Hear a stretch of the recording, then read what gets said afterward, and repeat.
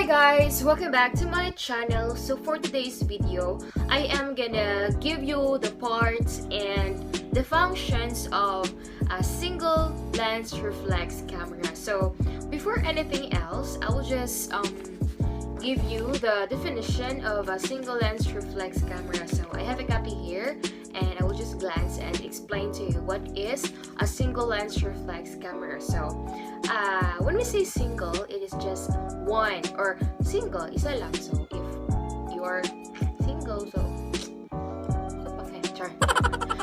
So a single lens reflex camera is a camera that typically uses a mirror and prism. So a system that permits the photographer to view through the lens and see exactly what will be captured. And ang single lens camera, a reflex camera, is it provides the photographers with precision, and also they provide a viewing image that will be exposed onto the negative exactly as it is seen through the lens. So that is the definition of a single lens reflex camera. So the next thing to do is I will going to show to you my output or my drawing of the single lens reflex camera. So this is the front. I have here the drawing, the front and back of the single lens reflex camera with its parts. Okay, so this is the front. So as you can see, that is the front. So this is the part of the single lens reflex camera in a front mode. Okay, in the front view rather.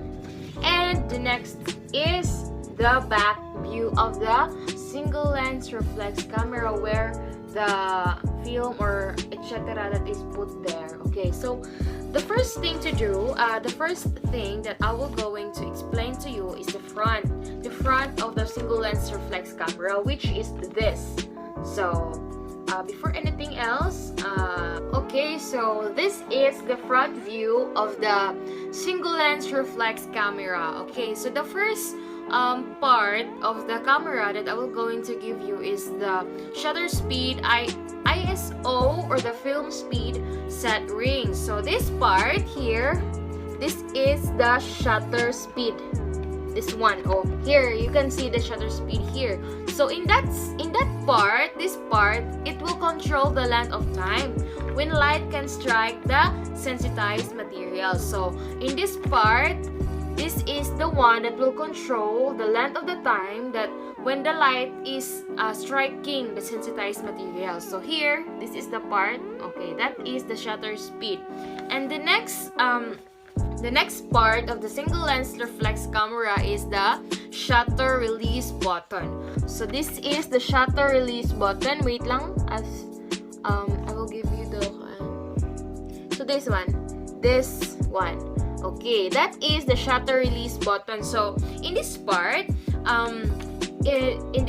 which you can press and will keep the shutter open and also in open position. So when this shutter release button is open, then it means that you are taking a picture or a photograph. So this part here is the shutter release button. And number 3, or the third part. Okay, the third part is the film advance lever. So this is the film advance lever. So just wait for a while. Here you can see here the film advance lever. So in this part, the film advance lever is a mechanism for moving the film from spool to another incrementally, one frame at a time. So that is the third part of the single lens reflex camera. So the fourth one is a frame counter. So a frame counter is located here. So here, as you can see, this is the film counter. So sorry for my drawing, it is not so good, but I am trying my best to portray the picture of this single lens reflex camera. So sorry. So this is the frame counter. So this is the frame counter. So when we say frame counter, it is a device indicating the numbers of exposure made. So here naadiri it is put here the numbers, which is if you're going to adjust or the exposure that you're going to take. So this part, the frame counter, where is it? Okay, this part, the frame counter, is the device that you will going to press. I guess that's the correct one. And the fifth one, so correct me if I'm wrong, it is fifth. Okay, so the fifth one is the neck strap eyelet. Okay, so this is a simple thing to do. If you see this, the neck strap eyelet, it means that this one here, you can put your strap.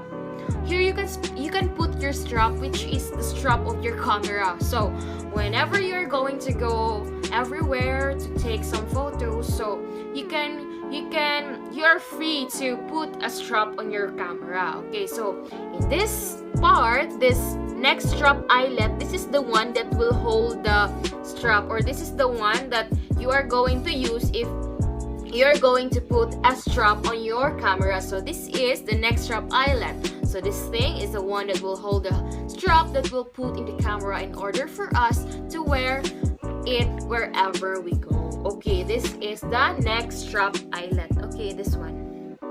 So if you have your single lens reflex camera or any camera that has neck strap eyelet here, so that is the neck strap eyelet. Okay, so the sixth one, the sixth one is the hand grip. So this is the hand grip. You can see this. This is the hand grip. So the hand grip is the part that where we hold the camera in position. So if we are going to hold a camera or a single lens reflex camera or any camera, this part here, that is the part that you are going to hold in order to take a photo that dili mo magkalisod. Okay, so in order nga makatake mo photo here, gunito ninyong tarong in order nga magunitan ninyong tarong ang camera para dili siya mahulog. Okay, this is the hand grip. Okay, this part, this is the hand grip. Okay, so the seventh part is the self timer lever. The self timer lever. So I'm going to show to you the self timer lever. So this is the self timer lever. So if you see a camera, you can see this.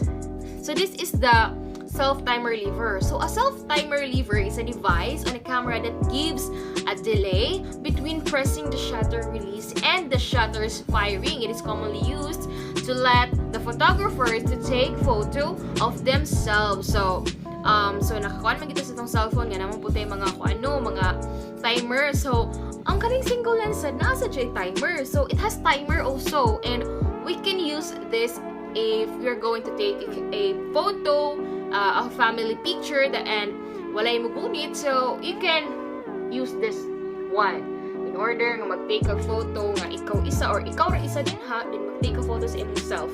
So this is the one, or this part is the one that you are going to use. So the self timer lever. Okay, this one you can see. Yeah, that. Okay, so the eighth part is the lens release button. Sorry for my voice. So the lens release button. So the lens release button, it is a component of the camera body and used to release the lens from the camera body. So this is the lens release button. Wait. Okay, this one here. So this is the lens na diri dapit nakabutang ang lens. So this is the lens release button. So naay button dira nga nakabutang in order na inig-press nimo, or if you're going to press that one, it will release the lens. So if you're going to change your lens and put another lens on your camera, you can change it and use this button in order to makuha na siya makuha ang lens niya natin ha. So that is the lens release button here. Nay button din ha. Release na dahil na nimo ang lens nga imong gitaod. Okay, that is the 8th part, I guess. Oh yes, 8th part. Okay, so the 9th part is the Hotshoe contact or the accessory shoe. It is where the flash bulb inserted for indicator photography. So we're going to find the here. So iniguha nimo din ha. So in order to have a kanang mag-picture mo nga ano bitong na siya light or mo flash. Di na mo gawas ang flash dinhi. The Hotshoe contact or the accessory shoe. So in here, if you're going to take a photo, mo flash na siya din ha. Mo gawas dira ang bulb, I guess bulb siya. More naagya po na siya sa DSLR but also na siya po dinhi. So this is the Hotshoe contact or the accessory shoe. That is the 9th part. And the 10th part is the film rewind crank. Okay, film rewind crank. This one, okay.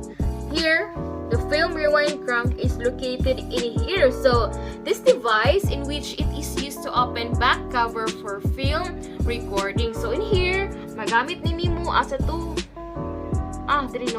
Kani in here, film rewind crank mo na imong gamiton para ma-open ito ang katong likod ang kaning okay. So the 11th part is the film rewind knob. So the film rewind knob is located in here. So this is the film rewind knob. So the film rewind knob is a device that secure the film for any accidental rewinding. So if a film, this part, the film rewind knob is the device that will secure niya ang film nga if na ay mga accidental rewinding, just like if mag-take a picture or like that. So this film rewind knob is the one that you're going to press. Okay, so the 12th part is the film speed window. So it is a device. So the film speed window is located in here. So this is the film speed window here. So it's located in here. So it is a device in which when adjusted it will conform with the sensitivity to the film to light. So here magamit din mo to adjust here. Okay, to adjust in order to conform with the sensitivity to the film to light. Okay, so the 13th part is the aperture ring. So the aperture ring is located in here. So naana siya dapat diri sa lens, diri dapat kani siya is matuyok yun ni siya. So you can either like that, just adjust. Yeah. So 13th part, the aperture ring. So the aperture ring is it delays and contrasts to control the diameter of the hole that the light passes to let in the light. So this is the one, the aperture ring. You're going to adjust that one, contrast or control the diameter. Unsay dapat nga aperture nga kuan. So muni siya ang gamiton ni muni nga ring. So tawag siya ring kay galingin naman siya nila. Okay, so the 15th part is 14th rather. So the 14th part is the distance scale. Okay, so the distance scale is the device that shows the approximate distance from the optical center to the lens to the point to focus on subject. Okay, so in this part, the distance scale here, located in here, nasya din hidapit. It is located in here. So the distance scale is used in order for us to, if we're going to take a picture, we can adjust if we're going to zoom in or to zoom out the subject. If we're going to take a picture, we can adjust it. You can adjust if you're going to focus on an object. We can zoom in that kind of that picture. Okay, so using this distance scale, so para ma-focus ni mo o makuha ni mong object, mapaduol ni mong object, muna siya gitawag nga distance scale. Okay, so ang ika-15 or the 15th part is the focusing ring. So the focusing ring is located in here. So kasunod ra siya, nara siya gid dinhi, dapita nga linya. So this is the focusing ring kani. this is the focusing ring. So the focusing ring moves the lens back and forth, okay, in which allows the photographer to create a sharp image of the object, okay. Using this focusing ring, kani, in order nga ang photographer is gusto siya nga gusto niya makuha ang subject nga focus kaayo, klaro kaayo. It is if gusto niya nga clear ang picture, she or he can use this focusing ring in order to sharpen a picture, or when I say sharpen, it is para maklaro og ayo kanang og naay pangabuho din ang gagmay, maklaro na siya, ma-sharpen na siya din ha. So muni ang gamiton nga part kaning focusing ring. Okay, so the 16th part is the depth of field or the preview lever. So the depth of field or preview lever is in the 16th part. Just wait for a while. I will just going. Okay, this one. This is the depth preview lever. Kani siya. So this is the one that you're going to use. So this device will surely focus on a subject, and a subject will be acceptable sharp focus. Okay. So nagtabit na dito mga focus ani, so kailangan i-focus mo self. Sure lang. So focus mo sa kuha para ma-focus po nato ni. Okay, so this is the depth of field or preview lever. So kani siya nga device diri, kani nga part mo ni siya device nga will surely focus or will focus an object. Oh, if magbuha kag object pananglitan, magpicture kag bato. Oh, magpicture kag bato, it will surely focus a subject. Okay, and a subject will be acceptable sharp focus. So tan-aw nimo sa picture, ma-focus gid siya kayo because of this device, this depth of field or the preview lever. Okay, so the 17th part is the multiple exposure lever. So the multiple exposure lever is found in here. So this is the multiple exposure lever. So when we say multiple exposure lever, it is taking a multiple exposures precisely on the same frame is easy. And as the name indicates, multiple exposures are two or more exposures of one or more subjects on the same frame. So the definition describes it really briefly. And the 18th part is the exposure measurement button. Okay, the exposure measurement button is located here. Here, you can see that thing. So that is the exposure measurement button. Okay, so in this part, it is used to alter the exposure from the value selected by the camera, making photographs brighter or darker. Sige, so the exposure measurement button is muna siya nga button nga if you're going to adjust it, the camera or this button, you can adjust it, you can make it brighter or you can make it darker. So in this button, kani siya nga button is the one that you are going to press in order nga if you're going to, or if you're taking a photographs, your picture or the image is you can adjust the brightness and the darkness of it. So this is the exposure measurement button. Okay, so the 19th part is the Viewfinder Eyepiece. So this is the Viewfinder Eyepiece. So I guess it is not located in here. So we are just going to show to you the back part of the camera. So we are now here in the back view of the camera, of the single lens reflex camera. So naa naman diri ang part 19 sa single lens reflex camera, which is the Viewfinder Eyepiece nga located diri. So you can see that this is the Viewfinder Eyepiece. So this one is a small window in which the camera which you look through in order to compose your photo and establish focus on a subject. So, muni imuhang tanawon. Para, if you're going to take a photo, mag-ana ka ani. Ana mo, ana. So, basta, muna gamit ani. Viewfinder Eyepiece. Dili nimo ibutang imong mata para makita nimo ang picture or maka-take kag photo. Kay, ug dili ka mo tanaw din mag-take lang ka dira.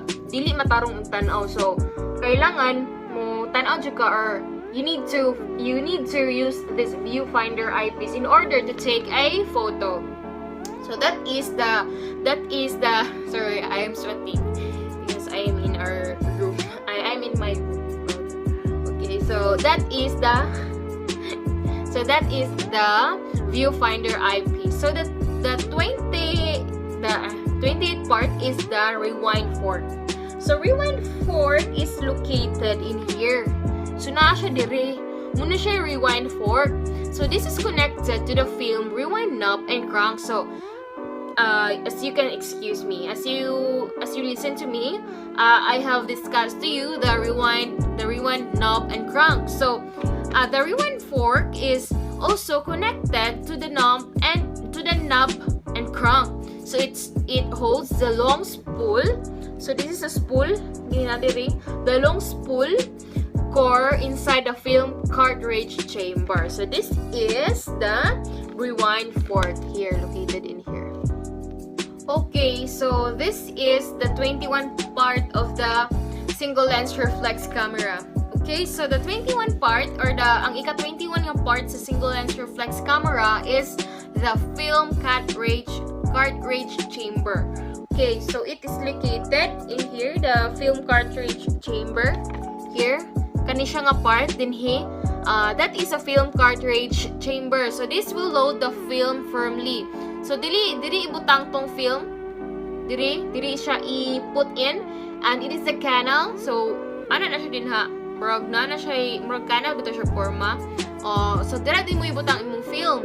So it is a canal area located at the left side at the back of the camera. So this is the film cartridge chamber in which dira nimo ibutang imuhang film. Kay ug wala kay film, dili ka take og kanang photo. Wala kay makakuan nga photo. So dira nimo ibutang ang film sa film cartridge chamber.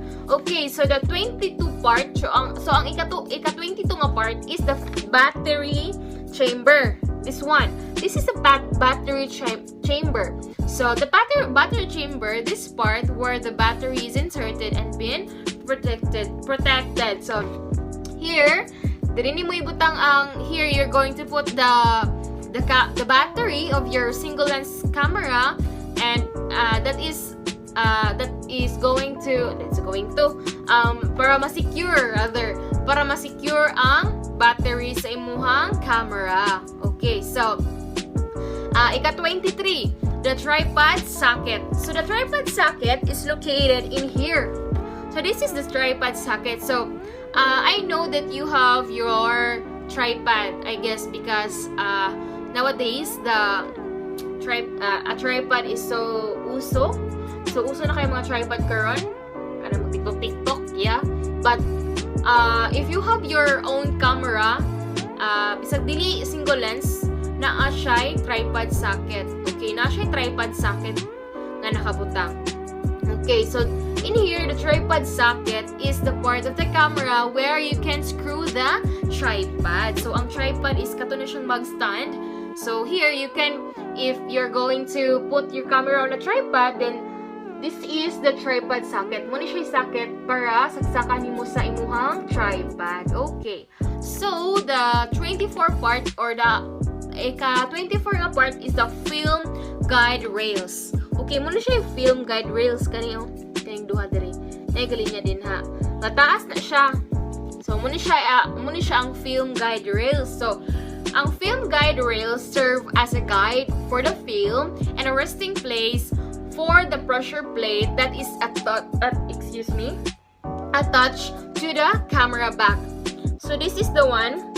So if you're going to put the film here, i-pan mo din ha. Muna siyang i-ana. Basta i-ana siya. So, muna siya ang resting part. Dira mag-agi ang film. So muna siya gamit ana, muna siya ang film guide rails. Okay, so the ika-25 nga part is the film sprockets. Okay, so the film sprockets is located in here. In here kani siya. Kani siya. Dili kaniha kani. So this is the film sprockets. So ang film sprockets are the little square holes which are run along the top and bottom of a 35mm film. So here, muni siya ang diri magdagan. Diri ang film nga kanang naanay picture, I guess. Magana naman siguro siya picture. Muni siya ang film sprockets. Okay. So the 26 part is the camera back. Okay, the camera back is this. So, ang function na is wala, muna siya ang musirado sa film or I mean sa camera. In order nga ma-secure ang film dito nga naasulod sa diri. So muna siya if itiklop na nimo, sirado na siya. So na dira makita ang camera back. Okay? So muna siya i-device nga na-attach sa luyo sa camera. Muna siya. So that is the function of that. Para ma-secure ang sulod sa single lens reflex camera. Okay, so the 27th part. The 27th part is the film pressure plate. Okay, so the film pressure plate is a device comprising a plate,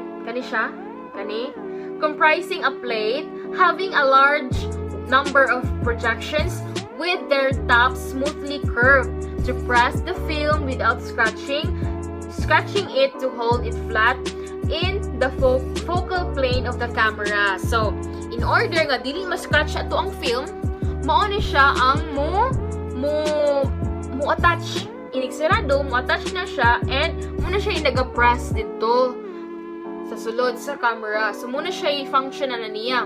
Kaya para di na ta magduot-duot sa film diri para dili madaot, dili ma-scratch ang film nga naa dinhi nga atong gi-attach. Okay, so mo ni siya mo press. If we're going to close this one, the back of the camera, muna siya mo press dayon sa film. Muna siya magtabang og ana siya din ha. O para dili madaot or dili ma-scratch ang atuang. Sorry for the chicken, it is so noisy. So para dili ma-destroy or dili ma-scratch ang atuang film dira nga nakabutang. So muna siya gamit sa So, una siya gamit sa film pressure plate. Okay. So, the 28th part is the film rewind button. Okay lang yan, no? Okay. So, the 28th part is the film rewind button. Okay. I'm going to show to you the film rewind button. Okay. This is the button. So, this is a film rewind button. So, the use of this is to press and to release your roll of the film before rewinding the film back into the canister. So this is the function of this film rewind button. And the 29th part rather. Okay, so sorry for the chicken, it's so noisy talaga. Okay, so the 29th part is the film take-up spool. Okay, the film take-up spool is located in here. Kani siya. Muna ni siya. Netong kanina kanipot siya. So the film take-up spool. So this is an empty spool that picks up the film in the camera. The film has been exposed to light. After the film exposed to light. So naana diri dayon. Diri muna ni siya mudawat dayon. Muraman ni siya pag-ana. Then mo tuyog ni na. Muna siya mudawat. So this is the one that will receive the katong mga film nga na-expose na siya sa light. So this is the film take-up spool. So mura na siya ganang lingi na siya bro. I guess example yung mis puti ni siya ang color.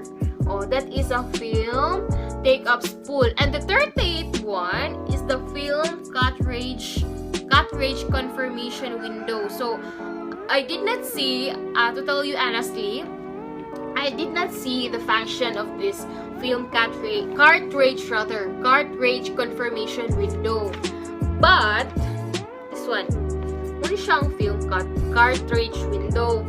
But I am not sure if basin mo na siya mula or yeah, confirmation window. So I am not sure of the function of this. So That's why I did not ano na lang. So this is the film cartridge confirmation window. So that is all. I hope that you enjoy and you have learned a lot in my explanation to the functions of this single lens reflex camera. So I'm sorry for the noise here. I hope that you enjoy and you learn so much.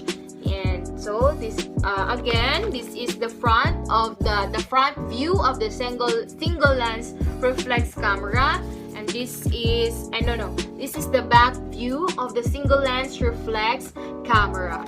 Okay, so thank you so much for listening to me, and I hope that you learn a lot from me. And that is all. I am Kathleen Jane Kilat, a criminology student from Misamis University, and this is my explanation and defining the single lens reflex camera. Thank you so much, and God bless.